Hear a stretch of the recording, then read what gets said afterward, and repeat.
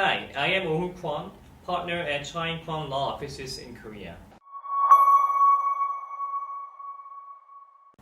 So in this video, we would like to discuss about the VASPs according to the new AML law in Korea. At the end of last video, we explained how VASPs now have to follow AML requirements, but that a crypto-related business may not fall under the definition of VASPs under the Korean law. This is why, in order to engage in cryptocurrency business in Korea, you need a legal advisor to assess whether your business needs or does not need to meet the new AML requirements.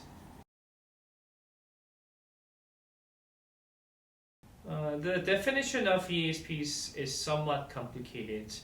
The details were outlined in the proposed enforcement decree last year, November 3rd.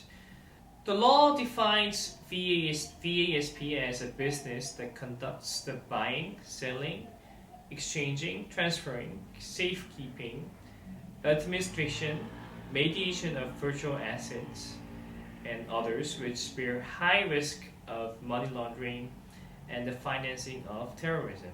This definition follows the global standard of the suggested by the FATF, or the Financial Action Task Force.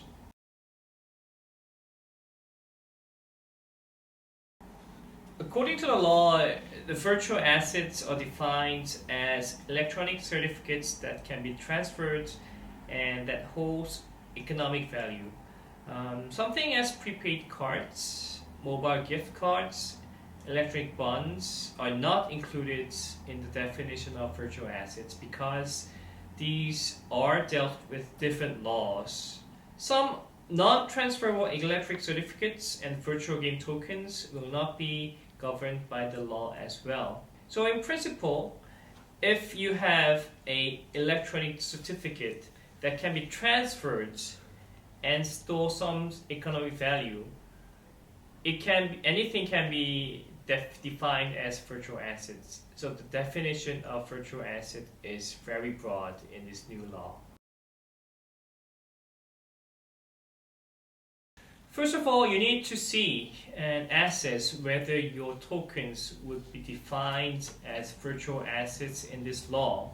But as I said, since the law defines virtual assets very broadly, it is highly likely that any tokens or coins that has economic value would be defined as virtual assets. So more important thing would to see if your business would fall under the definition of virtual assets service provider, the VASP. If your business do not fall under the definition of VASP, then even though you are dealing with the virtual assets, you do not have to follow the AML law, which is a huge advantage for you.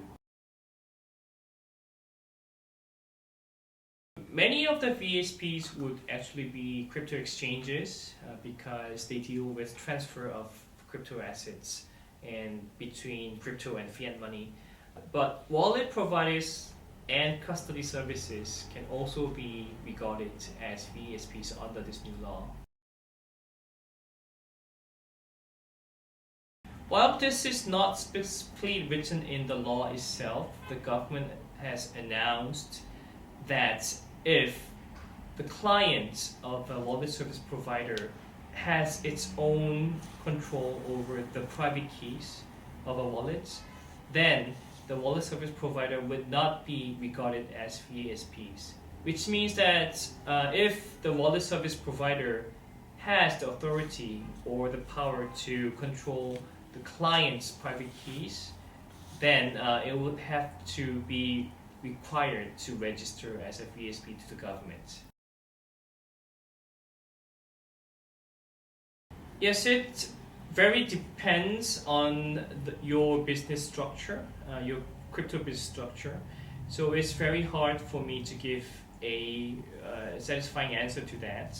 We need to fully examine the business structure. However, it is very interesting that any ICO projects, the initial coin offering projects, might not be defined as a VASP under the current law, and we will discuss about those ICOs projects in the next video. Thank you for watching.